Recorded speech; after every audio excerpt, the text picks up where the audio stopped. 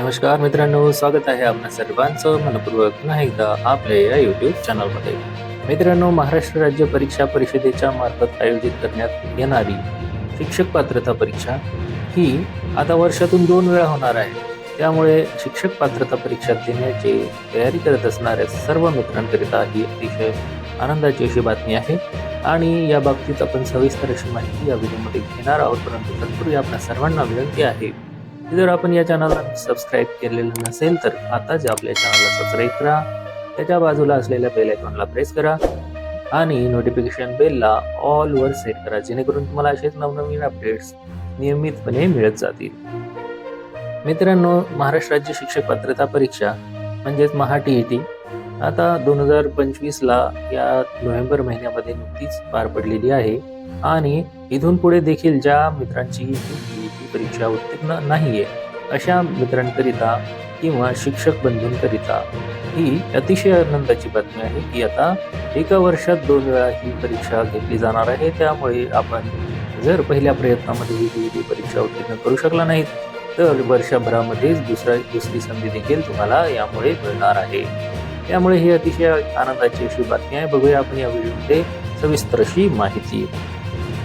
मित्रांनो बघा, महाराष्ट्र राज्य परीक्षा परिषदेने आता वर्षातून 2 वेळा शिक्षक पात्रता परीक्षा आयोजित करण्याचे नियोजन केले आहे. पुढील 2 वर्षे प्रत्येकी 2 याप्रमाणे 4 परीक्षा घेतल्या जाण्याची शक्यता या ठिकाणी वर्तवण्यात येत आहे. मित्रांनो, तसेच TET सह जी काही परीक्षा परिषदेच्या मार्फत घेतल्या जाणाऱ्या इतर परीक्षा आहेत यांच्यामध्ये होणारा गैरप्रकार तो देखील रोखण्याकरिता महाराष्ट्र राज्य परीक्षा परिषदेकडून उपाययोजना सुरू केलेले आहेत. बघा, आता या ठिकाणी काय काय उपाययोजना करण्यात आलेल्या आहेत की आधार प्रमाणित पद्धती, उमेदवारांच्या प्रमाणपत्रासाठी डिजिटल लॉकरची देखील सुविधा दिली जाणार आहे. मित्रांनो, परीक्षा परिषदेच्या तर्फे आता ही जी परीक्षा ज्या सेंटरवर घेण्यात येणार आहे त्या सेंटरवर कडक असा बंदोबस्त देखील या ठिकाणी पाहायला आपल्याला मिळत आहे. यामध्ये आपण बघू शकतो की परीक्षा परिषदेने 2013 पासून एकूण 8 वेळा TET परीक्षा घेतली.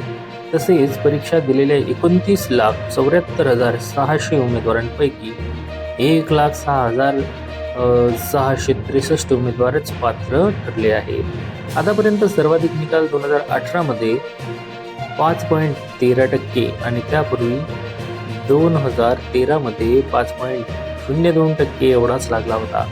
बाकी सर्व परीक्षांचा निकाल 2.3% ते 3.70% या दरम्यान आहे. तर 2018 आणि 2019 या वर्षीच्या परीक्षातील गैरप्रकारांमध्ये सहभाग असलेल्या 9,537 उमेदवारांची संपादन रद्द देखील करण्यात आलेली आहे. तर अशा प्रकारची ही माहिती आहे मित्रांनो.